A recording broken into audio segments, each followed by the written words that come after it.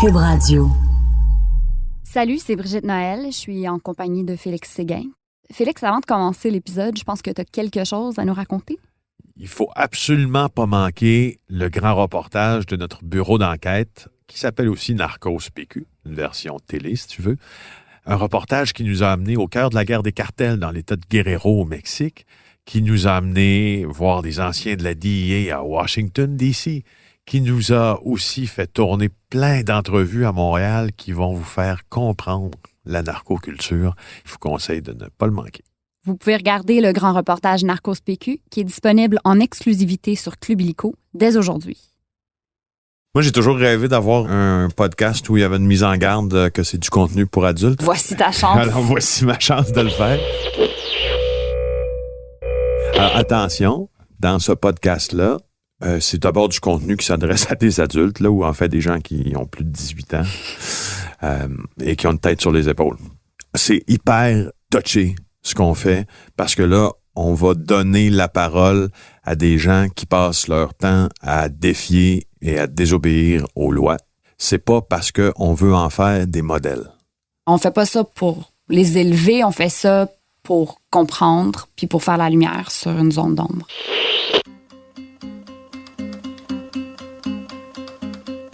La dernière fois où on a effectué une saisie aussi importante d'héroïne, ça remonte à 2014. Alors, nouvelle saisie de drogue. 80 000 doses d'héroïne. Cette présence accrue de fentanyl. Les cartels de la drogue mexicains sont très bien implantés à Montréal. Je m'appelle Brigitte Noël, je suis journaliste au bureau d'enquête de Québecor. Et moi, je m'appelle Félix Séguin, puis je suis journaliste au même endroit.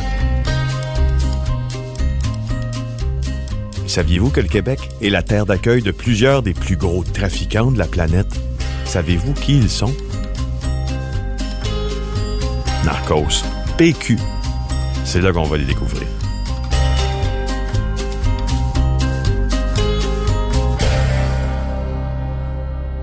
Bienvenue à Narcos PQ, une série pour mieux comprendre l'ampleur du narcotrafic au Québec. Au Québec, on a vraiment parmi les plus importants narcotrafiquants en Amérique. Il y en a certains même qui sont parmi les plus importants au monde, qui ont plus de contacts un peu partout sur la planète.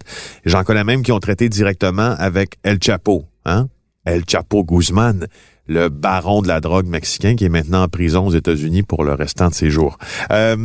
On entend souvent parler de saisie, right? Des centaines de kilos, des tonnes même. Qu'est-ce qui se passe avec ça? En fait, souvent, c'est que les narcos font venir la drogue au Québec, mais par le Mexique, par tonne. Ils vont la redistribuer ici dans leur réseau à eux. Il y a des petits producteurs, il y a des gros bonnets qui font du trafic international.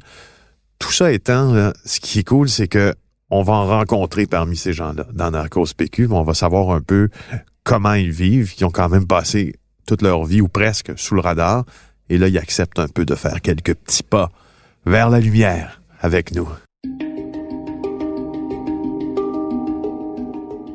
On va commencer l'épisode d'aujourd'hui en parlant des drogues de synthèse, parce que c'est ce qui est tendance. C'est assez à la mode puis c'est populaire parce que c'est pas cher, c'est facile à produire et à transporter. Exact. Pour vous donner quelques chiffres sur la production de ce genre de drogue au Québec, parce que oui, on en importe, mais on a aussi une industrie locale florissante. J'ai devant moi un rapport de la Sûreté du Québec qui date de 2016. Fait qu'à l'époque, les autorités estimaient qu'il y avait au Québec entre 25 et 150 laboratoires actifs produisant des drogues de synthèse. 25 à 150, c'est un grand écart qui nous montre à quel point c'est underground et difficile à détecter pour les autorités. Ben oui. Fait que selon leurs calculs, la capacité de production de ces laboratoires pouvait aller jusqu'à 29 400 kilogrammes de drogue de synthèse par année, ce qui est énorme. Et si on considère que la tendance est à la hausse, bien, je vous laisse faire le calcul. On dit que c'est 10 000 fois plus puissant que la morphine. L'un des plus importants laboratoires d'encapsulage de drogue de synthèse à jamais avoir été démantelé dans l'histoire du Québec. Bien, on devrait aussi faire une parenthèse pour expliquer c'est quoi des drogues de synthèse. Essentiellement, c'est n'importe quelle drogue qui est créée en laboratoire, qui est chimique. C'est ça, qui est chimiquement fabriqué, qui est fabriqué à partir de composantes qu'on mixe ensemble, extrêmement dangereuses pour la plupart. Puis si c'est mal dosé, ben tu meurs. Fait que les drogues de synthèse qui sont populaires au Québec, on parle de speed, de MDMA, d'ecstasy, de GHB, qui est la drogue du viol. Les gens consomment aussi du cristal meth, une variété de pilules. Il y a des opioïdes synthétiques, il y a du cannabis synthétique. Bref, ça prend une variété de formes. Donc, pour les plus ignorants comme moi en matière de drogue synthétique, ça pousse pas dans un arbre, puis ça pousse pas à terre. Bien dit. Parfait, merci. Okay. Ouais, te rappelles-tu donc de la saisie de drogue à Chertsey, dans l'Anaudière? Cette nouvelle de dernière heure, les policiers de la Sûreté du Québec mènent une opération majeure dans l'Anaudière. Félix, de fait, ils démantèlent un des plus importants laboratoires de drogue de synthèse du Québec. Écoute, il y a un police à un moment donné qui m'appelle, qui dit « Hey Félix, tiens-toi à Chertsey, dans l'après-midi, il va se passer quelque chose. » Puis t'es allé. Là, je suis allé sur le chemin du... Loup-garou! Merci. Sur le chemin du Loup-garou à Chertsey. Puis, il y a une vieille shed dans le fond du chemin du Loup-garou. Puis tu vois, à un moment donné, les policiers arrivent là, ils sont masqués, ils ont l'habit, un genre de scaphandre de protection. Pouf! Ils tombent sur quoi? Un lab qui peut produire 600 000 comprimés de meth par semaine, méthamphétamine. Wow! Ils arrivent là-bas, ils saisissent 1,7 million de comprimés sur place. Puis, tu sais, on avait calculé, ils pouvaient sortir, si le lab roulait, disons, plusieurs semaines par année, là, des 20, 30, 40 millions de comprimés par année. Ça n'a juste pas de sens. Puis c'était des gars qui étaient liés à Wells Angels en plus. C'est des millions de dollars. Ouais. Ben, ça nous amène à notre histoire d'aujourd'hui, dans le fond, notre narcos d'aujourd'hui. Comment on l'appelle, d'ailleurs? Ben, je l'ai appelé Justin. C'est pas un vrai nom, évidemment, mais c'est... Tu m'étonnes. Bien sûr, il faut protéger son identité, ce gars-là, right? Ben oui, parce qu'il veut pas vraiment s'exposer. D'ailleurs, il est pas lié à l'histoire qu'on vient de vous raconter, mais lui, il a quand même un récit assez remarquable. D'abord, comment t'entres en contact avec lui? Puis pourquoi il accepte de travailler? Moi, ça me fascine, c'est tout ce qui vient avant, là. C'est pourquoi il va accepter? C'est-tu un gars que tu connaissais avant d'avoir rencontré pour une histoire? C'est un non, gars que... Non. C'est pas genre un ami d'enfance, là, non, zéro. C'est quelqu'un que ça arrive, ça. Ouais. Non, mais c'est vrai, ça arrive. On en a sûrement dans nos réseaux. Ouais. Là. Mais non, bon, okay. C'est quelqu'un que j'ai rencontré pour un reportage qui n'avait rien à faire avec la drogue. Et puis, c'est ça. C'est un vrai, là. C'est un gros bonnet. De fil en aiguille, on s'est mis à parler de son autre vie. Trafic quoi? De la drogue de synthèse. Une drogue de synthèse que j'entrerai pas dans les détails. Je veux pas trop fournir d'informations parce que lui, il veut vraiment pas être retrouvé. OK. Quand quelqu'un a une histoire comme ça, de lui dire « OK, mais je veux l'enregistrer », c'est difficile de convaincre quelqu'un de se confier avec un micro. Mais là, on s'est rencontrés dans un restaurant de brunch en banlieue. J'ai apporté mon micro, il l'a caché comme sous la table et voilà. Alors, c'était une entrevue un peu difficile, il était nerveux. Testing, 1, 2, 3. OK, tiens-le comme là. Fait que le début, c'était 2 pintes de bière. J'en prends un autre, s'il vous plaît. Pas déjà. C'est malheureusement tout ce que vous allez entendre du vrai Justin. Afin de le protéger, c'est quelqu'un d'autre qui va lire une reproduction intégrale de ses réponses. Fait que ma première question, bien évidemment, c'était comment et pourquoi il s'était lancé dans ce métier.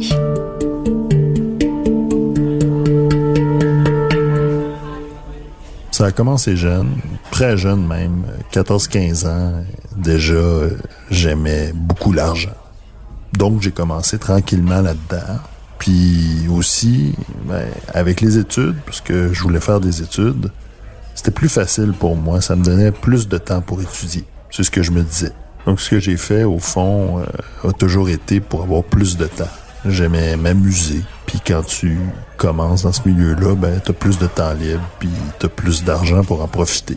Donc ça a été comme ça un peu que ça a commencé. On commence par vendre un peu de pot dans le parc, puis là, à grossir, puis grossir. Puis après ça, c'est exponentiel. À l'époque, tout ce qui était genre marijuana, avec le prix, puis le dollar américain qui était tombé, il était presque à égalité avec le dollar canadien. Je me suis dirigé vers la production d'autres choses. Je suis allé pour le coup de circuit. De fil en aiguille avec des personnes, on m'a mis en contact Puis là, j'ai réussi à m'incruster. Parce que c'est pas facile, hein? C'est tellement de techniques différentes, souvent. Le monde dit, pourquoi tu fais pas faire ça par quelqu'un d'autre?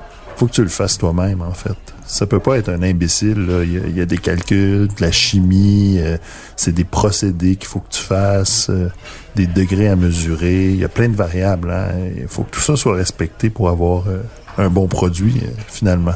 Il faut construire quelque chose. Tu décides pas du jour au lendemain, moi, je fais de l'argent en claquant des doigts. Il faut que tu construises avec un réseau de contacts, des liens de confiance.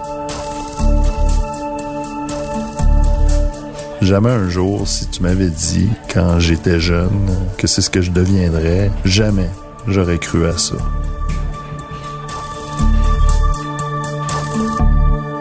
Comment c'est le quotidien d'un producteur de drogue? Je sais que c'est sûrement fascinant. C'est super fascinant, mais c'est d'abord et avant tout une double vie parce que tout ce qui est super intéressant, lui, il peut pas vraiment en parler, il peut pas mettre ça sur LinkedIn. Ben c'est sûr que au bout de la ligne, ça te prend toujours des façades. Pour être hors de tout doute, faut avoir une entreprise légitime. Ben ça prend un emploi. Mais j'avais pas le temps de travailler. Pour m'amuser, des fois, j'allais faire des tours. Mais sinon, j'étais pas souvent là. Je gérais à distance. Je payais quelqu'un qui s'en occupait. Tu sais, c'est un mode de vie, hein.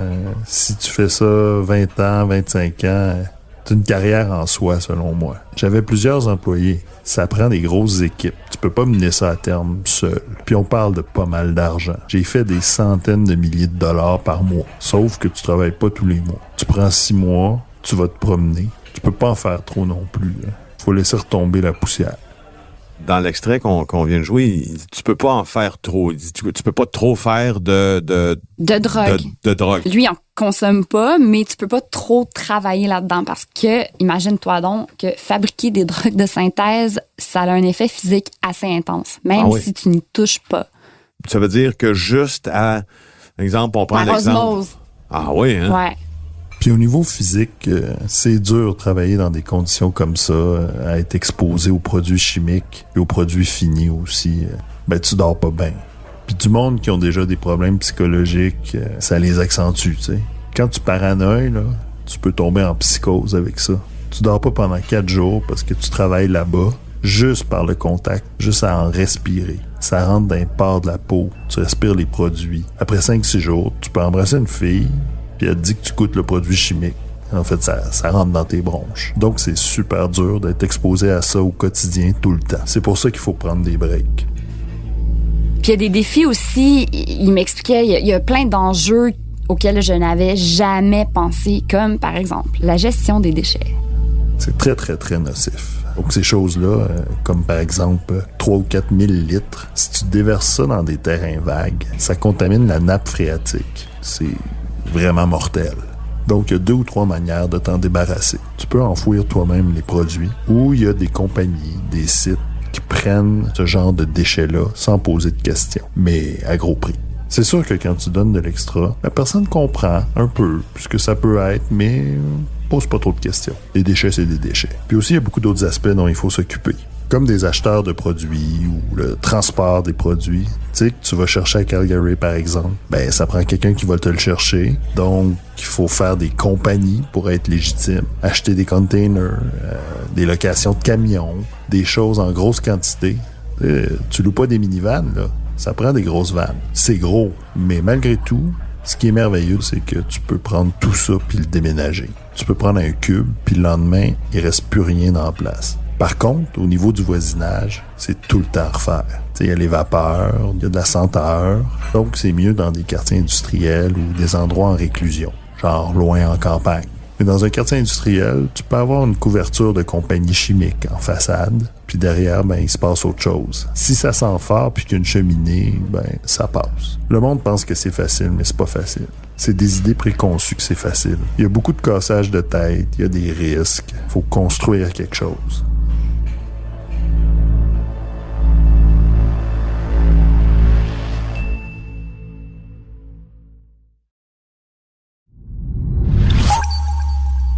En tout cas, écouter ce témoignage-là, ça me semble extrêmement compliqué. C'est incroyable, C'est le incroyable. trouble que tu te donnes. Ben, c'est sûr que tu veux pas aller en prison, mais il y a le trouble que tu te donnes pour ne pas être détecté, mais le procédé lui-même pour créer la drogue de synthèse, dans ce cas-ci, est compliqué. C'est compliqué, mais c'est tellement payant. C'est sûr que la vie est belle. Ça a ses avantages et ses inconvénients, comme dans n'importe quoi. Oui, c'est une vie avec de l'argent, des voyages partout dans le monde, des biens de luxe, des belles femmes, des grands restaurants. Mais d'un autre côté, il y a toujours un stress qui te pèse ses épaules parce que tu sais qu'un jour, ça va tomber. On se pense toujours plus fin qu'un autre. Hein? On essaie de pas faire d'erreurs, mais souvent, c'est pas de ta faute à toi, c'est la faute des autres. Il y en a d'autres qui font des erreurs. Tu sais qu'un jour ou l'autre, il va avoir une fin à tout ça, puis que tu vas payer le bill. Donc lui, je comprends que d'abord, il s'est fait prendre. Ça pas bien des choses. Prendre, ouais. Est-ce que je comprends qu'il s'est fait prendre parce qu'il y a quelqu'un autour de lui qui a pas été aussi prudent que lui pouvait l'être? Ou... C'est ce qu'il dit. Mais là, qu'est-ce qu'il va faire? C'est parce que, tu sais, tu fais 100 000, 200, 300, 400 000 par mois, je sais pas, là. En tout cas, dans son cas, il a l'air à faire beaucoup de cash. Mais là, tu fais de la prison, tu sors de prison. Puis tu perds tout. Tu as une probation. Ouais. Tu perds tout, entre guillemets, parce que souvent, les plus intelligents, ils en ont caché. Et c'est quoi la prochaine étape, là? Tu redeviens un citoyen ordinaire, et puis un civil, un retour à la vie civile, puis quoi, tu trouves un restaurant de fèves au lard, ça marche pas? Tu sais, c'est ça le défi. Faut qu'il se réinvente, faut qu'il essaie de se faire une vie honnête, ou c'est sûr qu'il peut retourner à la criminalité, mais en tout cas, lui m'explique que en prison, il y a eu une espèce de prise de conscience. Parce que là, il a vu les gens qui avaient consommé la substance que lui avait fabriquée. Puis ça n'a pas été facile. Moi, je consomme pas. Mes amis consomment pas. Je connais pas ben de monde qui consomme. J'étais pas au niveau de la rue, donc en lien direct avec le consommateur. Donc, c'est officiel que quand j'ai vu des gens à qui il manquait des dents, faire des crises de panique parce qu'ils sont en manque de drogue, vomir, pas dormir pendant des jours, c'est sûr que ça m'a frappé, puis peut-être eu une conscience sociale. Tu sais, je suis dans un barbecue, puis je vois les enfants de mes amis. Là, je me dis que si un jour ces gens-là deviennent toxicomanes, ben c'est peut-être moi, indirectement, là, qui va avoir un rapport là-dedans, va contribuer à ça. Et ça, ben, ça m'a beaucoup fait réfléchir. J'ai vu combien de parents à travers une vitre, des femmes, des enfants pleurer à regarder le père qui était là, qui a volé une sacoche ou un dépanneur, qui a traumatisé du monde pour se procurer la drogue que moi je faisais, peut-être. Ça m'a touché. Tu sais, j'avais un doute là que ça peut rendre malade, mais je te dirais que les gens qui consomment ce type de produit-là récréativement, donc une fois de temps en temps, dans un rave ou un party, c'est pas si mal. Par contre, où ça va pas bien, c'est quand les gens en prennent en grande quantité puis quotidiennement, deviennent toxicomanes. Fait que ça m'a fait un choc. Parce que moi, j'aide le monde dans la vie. Je les détruis pas. Mais là, je me suis rendu compte que je les ai détruits. Donc ma conscience a été affectée. Par contre, c'est tout le temps la question de l'argent qui revient. Le monde ne font pas ça par malin plaisir à détruire les autres. Ils font ça pour faire de l'argent.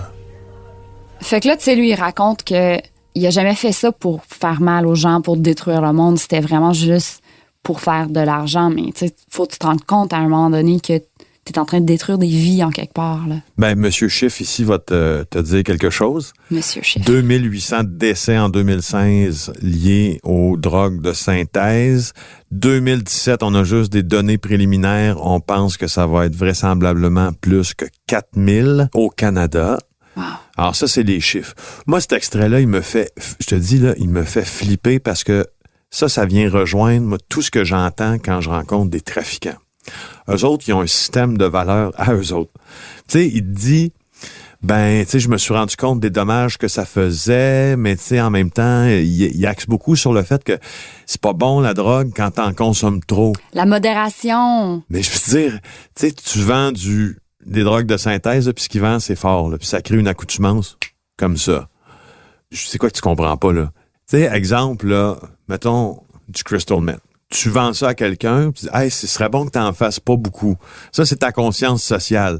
C'est la drogue qui accroche le plus instantanément de consommateurs presque dans le monde, ça, l'héroïne. Ça me fait halluciner de les entendre répondre comme ça à ces questions-là. Puis je comprends, par exemple, Mais en même temps, je trouve que là, ça nous prouve qu'eux autres, ils vivent dans un système, ils vivent dans une logique qui est à part de la nôtre. Ils ont un système de valeurs parallèle. Mais c'est l'appât du gain par-dessus tout, là. Oui, mais c'est ça. Sauf que l'appât du gain par-dessus tout, moi aussi, j'aime ça, l'argent, là, tu sais. Mais je veux même pas faire de mal à une mouche. Puis si on me proposait beaucoup d'argent pour faire du mal à une mouche, j'y réfléchirais. Fait que t'imagines, pour vendre de la drogue de synthèse, ça serait non. En même temps, c'est ça, l'argent vient amener chez eux cette espèce de diminution là, du fardeau qui leur incombe dans la production de drogue au Québec. Tu trouves pas? Ben moi, je lui ai demandé ce qu'il allait faire maintenant, mais je lui ai aussi demandé, tu sais, il était un homme d'affaires à succès, là, il avait accompli des choses vraiment incroyables, mais dans une industrie qui est underground. Alors, il sera jamais valorisé ou reconnu par le public. Au contraire, il est plutôt démonisé. Alors, qu'est-ce que tu fais maintenant avec ta vie si t'as pas accès à cet argent-là puis t'as jamais eu de reconnaissance? Ben, si t'as pas accès à cet argent-là puis t'as pas eu de reconnaissance, ben t'es capable de te monter une business de drogue énorme comme ça, t'es-tu capable de te monter une business légale? De faire voleur. De faire voleur. Un empire. Donc, c'est ça, les prochaines étapes pour lui. Tu sais, il sera jamais vraiment... Il y a jamais personne qui va lui donner un doctorat honoris causa à l'Université Laval pour sa business. Alors, la prochaine étape pour lui, c'est quoi? Mais tiens, je vais te laisser entendre ce qu'il m'a dit. Tu sais, j'ai jamais fait ça pour la reconnaissance. Contrairement à d'autres, je suis pas valorisé par le crime. Moi, je faisais ça pour une chose, des raisons monétaires. C'était l'appât du gain. Moi, mon but, c'était de devenir millionnaire, chose que je suis devenu. Après ça, j'ai perdu une coupe de plumes quand je me suis fait arrêter. Mais bon, la vie continue. Les gens peuvent penser facilement que le monde dans ces industries-là, c'est du mauvais monde. Mais souvent, c'est du monde avec des bonnes valeurs, des familles, des enfants, souvent avec des consciences sociales, tu sais. Mais l'argent passe par-dessus. Le monde, c'est pas ça, puis ils vont identifier les criminels comme étant des gens sans scrupules, mais il y a beaucoup de monde avec des cœurs. Si tu me demandes ce que je veux faire maintenant, j'improvise. C'est sûr qu'il y a des jours qui sont pas faciles, avec une vie honnête, tranquille, rangée. C'est sûr que c'est pas une vie qui est, pour moi, plaisante à vivre, tu sais, dans le sens qu'il se passe pas grand-chose. Des fois, je pense à mon ancienne vie, puis là, je me réveille, j'ai des pulsions. Mais je les contrôle. Des pulsions, bien sûr, criminelles. Alors, c'est ça. Il essaie de se ranger. Il a une petite vie calme maintenant. Il rencontre des journalistes dans des restaurants de brunch de banlieue. En buvant 2 pintes de bière le midi. Avec 2... Non, il était même pas midi. OK. Right. Je trouve que la scène, c'est juste surréel. Le brunch, la bière, reste toute banlieue. T'as vraiment une vie de fou, Brigitte, au fond.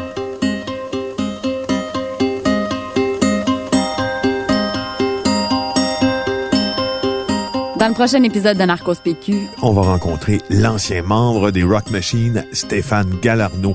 Il va nous raconter ses faits d'armes. D'ailleurs, ces faits d'armes lui ont valu de passer la moitié de sa vie en prison. Que j'avais quand même 500 000 US dans la sous-valise. Puis là, quand je suis arrivé, la lumière est tombée rouge, j'ai paniqué parce que là, j'ai dit, je peux pas perdre cet argent-là, on va me faire tuer ici. C'est sûr que je me fais tuer, c'est fini, là. Puis là, quand ils sont arrivés, ils ont dit, toi, passeport. J'ai donné mon passeport, ils m'ont dit, OK, va-t'en sur le côté. Là, je te dis, même mes sourcils, je pensais pas que ça shakeait, là, mais mes sourcils shakaient. J'étais moite. Ils m'ont dit, OK, viens-t'en. Je suis arrivé, c'était de l'armée, là. Mais il va aussi nous raconter ce qui lui donne maintenant l'envie, selon lui, de tout arrêter.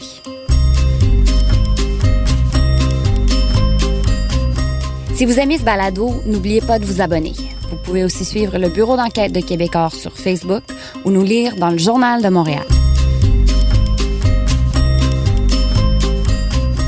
Animation et recherche, Félix Séguin et moi-même, Brigitte Noël. Mix sonore, Philippe Séguin. Réalisation et montage, Bastien Gagnon La France et Anne-Sophie Carpentier. La série Narcos PQ est une coproduction du Bureau d'enquête de Québecor et de Cube Radio.